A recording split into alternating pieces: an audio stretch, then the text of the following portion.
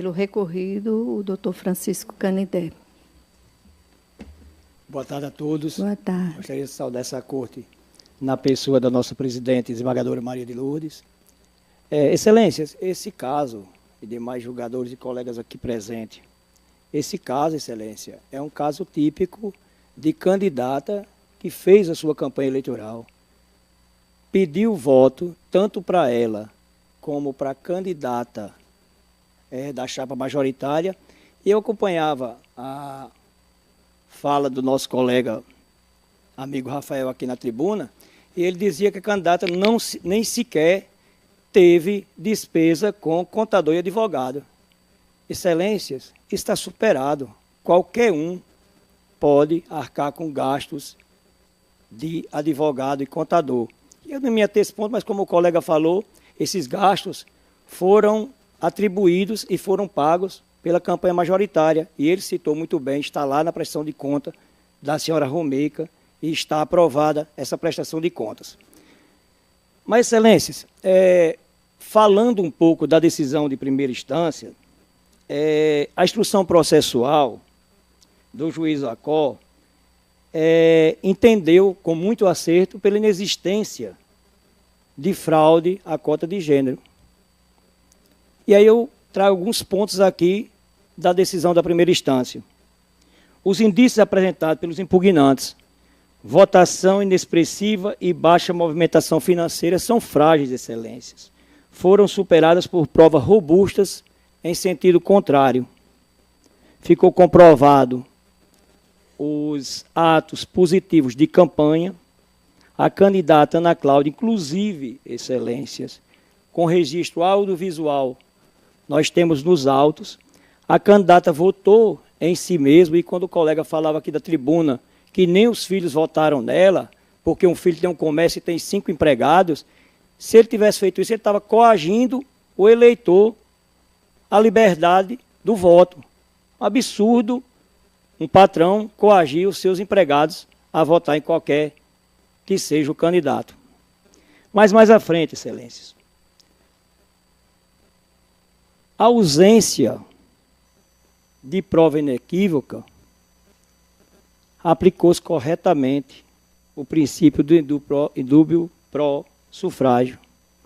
E aí, Excelências, eu passo aqui, como o colega falou aqui, da única testemunha levada, e aí essa testemunha foi levada pelos recorrentes em juízo, e na oitiva, abro aspas, o advogado lhe pergunta: o senhor viu a candidata fazendo campanha? Ela pediu voto?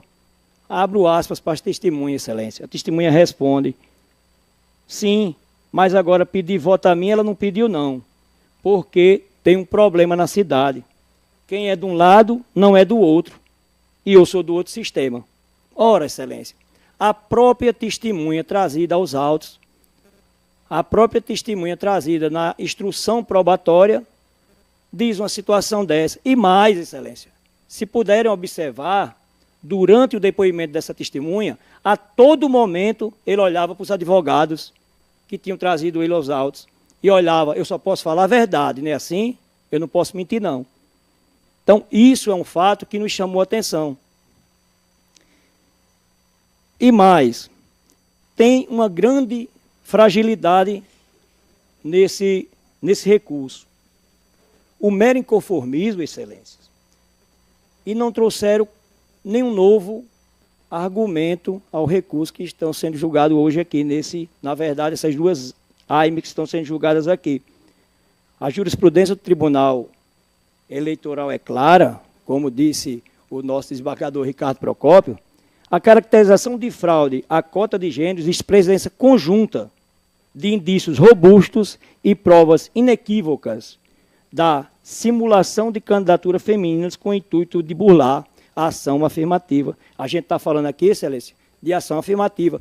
E quando o colega falava lá, a única cidade que só tem homens vereadores, sim, só tem homens vereadores, 6 vereadores homens da situação e 3 vereadores homens da oposição. As provas que tem nos autos afastam a fraude. Atos efetivos de campanha, Excelência. Vou destacar aqui. Consta nos autos fotografias, vídeos e depoimento da única testemunha rolada pelos próprios impugnantes, confirmando a candidatura, que a mesma participou de passeatas, comícios e pediu votos. Em um vídeo, ela afirma expressamente, peço permissão para ler esse trecho, abre aspas, venho aqui pedir um voto de confiança a cada um de vocês, domingo. Não esqueçam de votar em Romeica 45 e Ana Cláudia 45123. Esse vídeo, excelências, está nos autos. Votação inexpressiva, excelências, não é fraude. O insucesso é contingência do processo democrático. Acabei de falar, excelências. Seria incorreto o filho dela, porque tem 5 empregados, pressionar aqueles empregados para valer, para votar. O pai e a mãe, ninguém sabe nem a idade dele, talvez já estejam com mais de 70 anos obrigados a votar. Um filho que o colega citou aqui na tribuna é menor, esse não vota, tem menos de 16 anos.